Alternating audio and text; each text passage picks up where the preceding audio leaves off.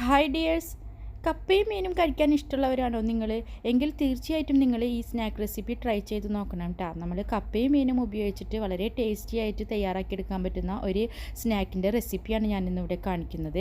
അപ്പോൾ നമുക്ക് നേരെ റെസിപ്പിയിലേക്ക് കടക്കാം. ഞാനിതിന് വേണ്ടിയിട്ട് ഒരു 500 ഗ്രാം കപ്പ തൊലിയൊക്കെ കളഞ്ഞ് കഴുകി വൃത്തിയാക്കി എടുത്തിട്ടുണ്ട്.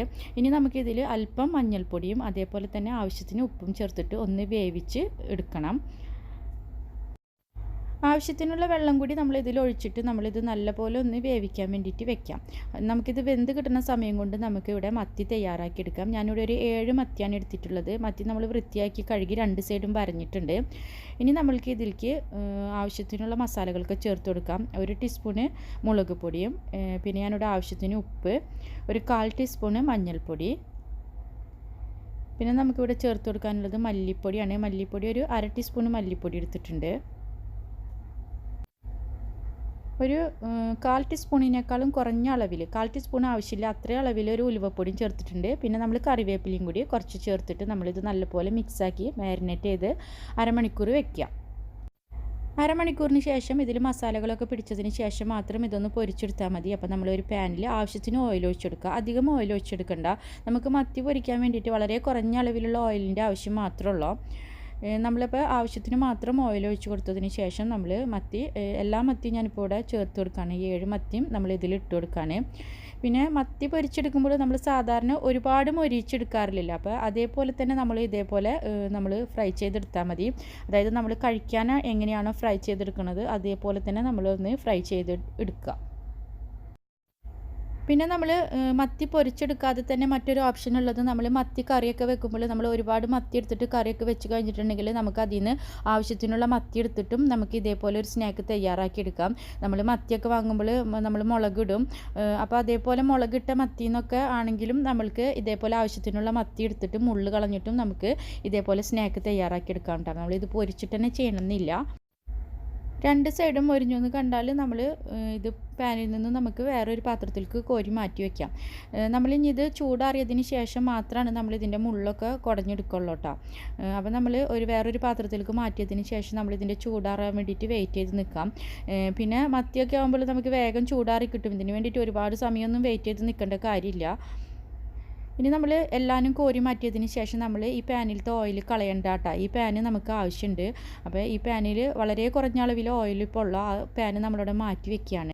ഇനി നമ്മൾ കപ്പ അല്ലെങ്കിൽ കൊള്ളി, ചില ഏരിയയിൽ കൊള്ളി എന്ന് പറയും, ചിലർ കപ്പ എന്ന് പറയും. അപ്പോൾ രണ്ടും ഒന്ന് തന്നെയാണ്.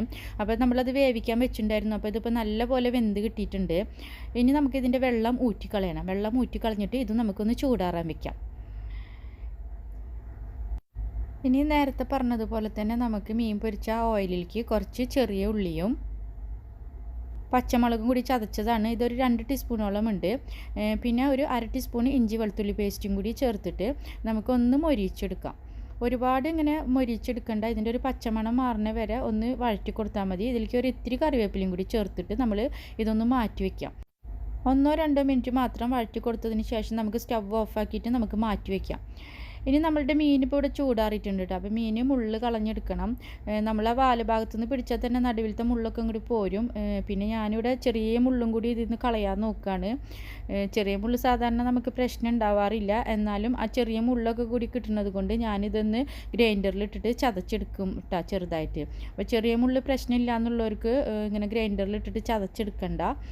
നിങ്ങൾ കൈ കൊണ്ടൊന്ന് നല്ലപോലെ മിക്സാക്കിയാൽ മതി, അല്ലെങ്കിൽ ഒരു സ്പൂൺ വെച്ചിട്ടോ. ഞാനിപ്പോൾ ഗ്രൈൻഡറിലിട്ടിട്ട് ചതച്ചെടുക്കും.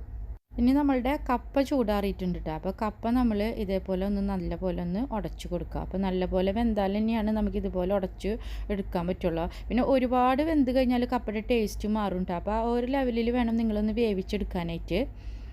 ഇനി നമ്മളുടെ മീനിപ്പോൾ ഇവിടെ പൊരിച്ച വെളിച്ചെണ്ണയിൽ ഞാനിപ്പോൾ ഇവിടെ ഉള്ളിയും അതേപോലെ തന്നെ ഇഞ്ചി വെളുത്തുള്ളി പേസ്റ്റൊക്കെ ഒന്ന് വഴറ്റിയെടുത്തതും കൂടി ഇതിലേക്ക് ചേർത്ത് കൊടുത്തു. ഇനി നമ്മളുടെ മീൻ ഞാനിപ്പോൾ നേരത്തെ പറഞ്ഞതുപോലെ പൊടിച്ച് വെച്ചേക്കണ മീൻ ഗ്രൈൻഡറിലിട്ടിട്ട് ഒന്നും കൂടി ചതച്ചെടുത്ത് കൊണ്ടുവന്നു.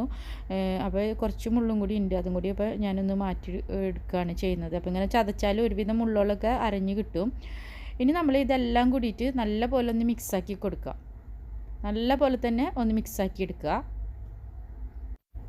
മിക്സാക്കി എടുക്കുമ്പോൾ മീനും കപ്പയും നല്ല പോലെ യോജിക്കണം. ഒന്നും ഒരു ഭാഗത്തായിട്ട് കട്ട പിടിച്ച് കിടക്കാൻ പാടില്ല. അതേപോലെ ഒന്ന് യോജിപ്പിച്ച് മിക്സാക്കിയിട്ട് നമ്മൾ ഒന്ന് മാറ്റി വയ്ക്കാം. ഇനി നമുക്ക് കോട്ടിങ്ങിനുള്ള മാവ് തയ്യാറാക്കാം. ഞാനിവിടെ 1 കപ്പ് മൈദയാണ് എടുത്തിട്ടുള്ളത്. ഇതിലേക്ക് 1 മുട്ട ചേർത്ത് കൊടുക്കുക. പിന്നെ ആവശ്യത്തിന് ഉപ്പ് ചേർത്ത് കൊടുക്കുക. പിന്നെ ഒരു 1/2 ടീസ്പൂൺ മുളക് പൊടി ചേർത്ത് കൊടുക്കുന്നുണ്ട്. ഒരു 1/2 ടീസ്പൂൺ മീറ്റ് മസാല പൗഡറാണ് ഞാനിവിടെ ചേർത്ത് കൊടുത്തിട്ടുള്ളത്. ഇനി ഞാനിപ്പോൾ ഇവിടെ 1 കപ്പ് വെള്ളം എടുത്തിട്ടാണ് ഞാനിപ്പോൾ ഇവിടെ മിക്സാക്കാൻ നോക്കുന്നത്. പക്ഷേ നമുക്ക് മൈദമാവ് കുഴയ്ക്കുമ്പോൾ കറക്റ്റ് 1 കപ്പ് വെള്ളത്തിൻ്റെ ആവശ്യം ഉണ്ടായിരിക്കില്ല. 1 കപ്പ് മൈദയ്ക്ക് നമ്മൾ ഏകദേശം 1/4 കപ്പ് ആകുമ്പോൾ തന്നെ നമുക്ക് ആവശ്യത്തിനുള്ള കൺസിസ്റ്റൻസി ആയിട്ട് കിട്ടും. അപ്പോൾ ഞാൻ നിങ്ങൾക്ക് കാണിച്ചു തരാം. 1 കപ്പ് വെള്ളം എടുത്തപ്പോൾ നമുക്കിവിടെ കുറച്ച് വെള്ളം ബാക്കിയായിട്ടുണ്ട്. അപ്പോൾ 1 കപ്പ് മൈദ ഒക്കെ കലക്കിയെടുക്കുകയാണെങ്കിൽ നമുക്ക് 1 കപ്പ് വെള്ളത്തിൻ്റെ ആവശ്യം വരില്ല. ഏകദേശം 1/4 കപ്പ് വെള്ളം മതിയായിരിക്കും. ഇനി നമുക്ക് ഇവിടെ തയ്യാറാക്കി വെച്ചിരിക്കുന്ന കപ്പയും മീനിൽ നിന്ന് നമുക്ക് ഓരോ ഉരുളകളാക്കി എടുത്തിട്ട് നമുക്ക് ഇഷ്ടമുള്ള ഷേപ്പാക്കി എടുക്കാം. നമുക്ക് കട്ടറൊക്കെ ഉണ്ടെങ്കിൽ സ്റ്റാർ ഷേപ്പോ അല്ലെങ്കിൽ ഹാർട്ട് ഷേപ്പോ ഏത് ഷേപ്പിലാക്കി എടുക്കാം. അല്ലെങ്കിൽ നമ്മൾ സാധാരണ കട്ട്ലറ്റിൻ്റെ ഷേപ്പാക്കി എടുക്കാം. ഞാനിപ്പോൾ ഇവിടെ ഉണ്ടയാക്കിയതിന് ശേഷം ഇതേപോലെ പാത്രത്തിൽ വെച്ചിട്ട് സാധാരണ റൗണ്ട് ഷേപ്പാക്കി എടുക്കുകയാണ് ചെയ്യുന്നത്. അതിനുശേഷം നമ്മൾ ഈ മാവിൽ മുക്കി കൊടുത്തിട്ട് നമ്മൾ ചൂടായ ഓയിലിൽ പൊരിച്ച് കോരിയെടുക്കുക, സാധാരണ ചെയ്യുന്ന പോലെ തന്നെ. അപ്പോൾ ഓയിൽ ചൂടായി കഴിഞ്ഞാൽ പിന്നെ നമ്മൾ ഹൈ ഫ്ലെയിമിൽ നിന്നും നമുക്ക് മീഡിയം ഫ്ലെയിമിലേക്ക് കുറയ്ക്കാം. വീണ്ടും നമ്മളുടെ ഈ ബജി തയ്യാറായി വരുന്നതിനനുസരിച്ച് നമ്മൾ ലോ ഫ്ലെയിമിലേക്ക് മാറ്റാം. അങ്ങനെ നമ്മളുടെ ഫ്ലെയിം അഡ്ജസ്റ്റ് ചെയ്തിട്ട് നമ്മൾ 2 സൈഡും ഗോൾഡൻ ബ്രൗൺ കളറാവുന്നത് വരെ നമ്മൾ പൊരിച്ച് കോരിയെടുക്കുക. അപ്പോൾ ആദ്യം തന്നെ ഹൈ ഫ്ലെയിമിൽ ഇട്ടിട്ട് അവസാനം വരെ ഹൈ ഫ്ലെയിമിൽ ഇട്ടിട്ട് പൊരിച്ചെടുക്കരുത്. എപ്പോഴും ഫ്ലെയിം അഡ്ജസ്റ്റ് ചെയ്തിട്ട് പൊരിച്ചെടുക്കുക. അങ്ങനെ നമ്മൾ തയ്യാറാക്കി വെച്ചിരിക്കുന്ന എല്ലാ മാവും നമ്മൾ ഇതേപോലെ കോട്ടിങ്ങിനുള്ള മാവിൽ മുക്കിയെടുത്തതിന് ശേഷം നമ്മൾ പൊരിച്ച് എടുക്കുക. അപ്പോൾ കപ്പയും മീനും ഉപയോഗിച്ചിട്ട് എന്നും നമ്മളിപ്പോൾ കപ്പ പാൽക്കപ്പയോ അല്ലെങ്കിൽ മുളകിട്ട മീനിൽ കപ്പ ചേർത്ത് കഴിക്കുകയോ ഒക്കെ ചെയ്യുന്നവരാണെങ്കിൽ ഇടയ്ക്ക് ഇതേപോലെ വെറൈറ്റി ഒന്ന് പരീക്ഷിച്ച് നോക്കുക. ഇത് നിങ്ങൾക്ക് തീർച്ചയായിട്ടും ഇഷ്ടപ്പെടും ഈ ബജി. അപ്പോൾ വീഡിയോ കണ്ടതിനും ഇതുവരെ സപ്പോർട്ട് ചെയ്തതിനും എല്ലാവർക്കും ഒരുപാട് താങ്ക്സ് ഉണ്ട്. വീണ്ടും നമുക്ക് പുതിയൊരു വീഡിയോയിലൂടെ കാണാം. അതുവരേക്കും എല്ലാവർക്കും